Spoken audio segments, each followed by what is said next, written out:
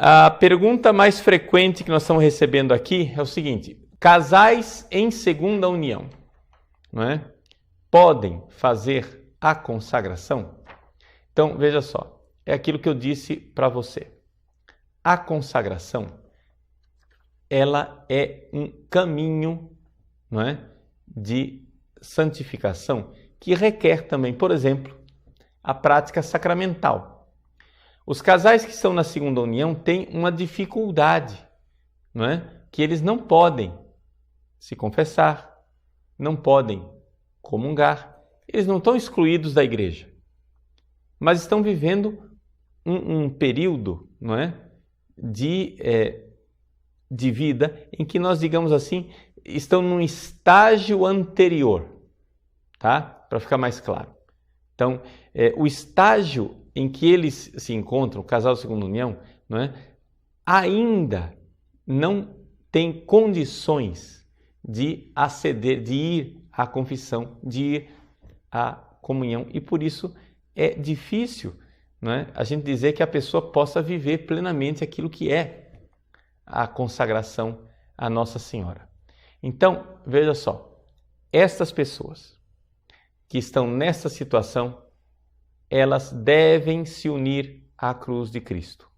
Elas devem procurar cada vez mais se aproximar de Cristo e dar os passos, não é? Que passos concretos as pessoas podem dar? Primeiro, procurar o tribunal eclesiástico para ver se não podem regularizar a sua situação. Esse é o primeiro passo. Segundo, ir vivendo, não é, enquanto casal, lenta e gradualmente, a sua vida de conversão. Até quem sabe, por exemplo, chegar ao ponto de poderem oferecer a Deus sua vida sexual totalmente e viverem a castidade, não é, plena, e viverem como irmão e irmã. É uma outra alternativa, não é?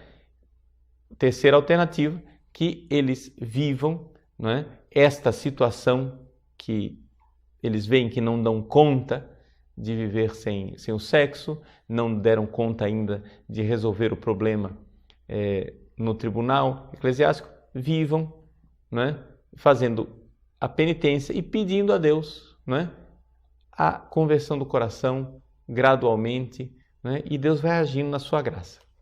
Agora, a consagração à Nossa Senhora, ela é um estágio posterior, não é? É um estágio posterior a esse estágio de quem ainda está vivendo, digamos, essa luta, não é? Essa luta. Por quê? O casal que está na segunda união, a igreja compreende perfeitamente que muitos desses casais estão realmente vivendo momentos dramáticos da sua vida espiritual. E a igreja se solidariza com eles. Em que sentido? Momentos dramáticos por quê? Porque muitos deles se casaram numa época em que não davam valor nenhum à fé e nem ao casamento. Depois se separaram.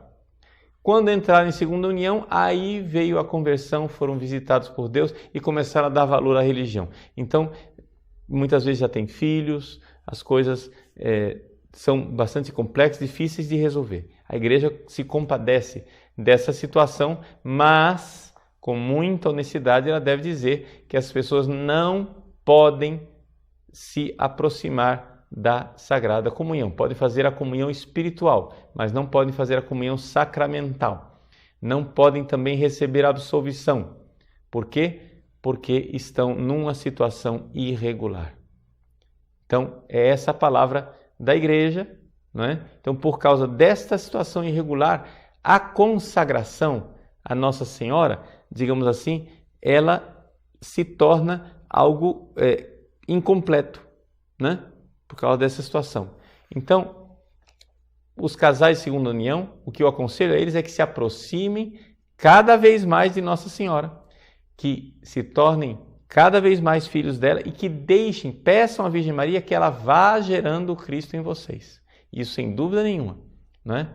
Mas o ato da consagração, conforme, né, esse método específico de São Luís Maria Grignard de Montfort, exige a frequência nos sacramentos.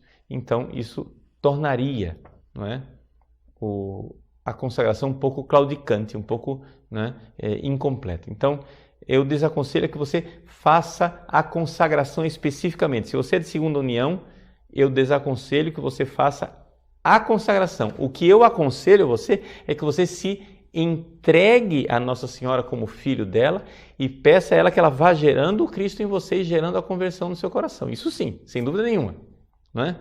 Mas o ato consagratório, que exige um método, um jeito de viver específico, como é descrito por São Luís, você vai notar, quando nós formos descrever a forma de viver a consagração, vai notar que para você vai ser difícil.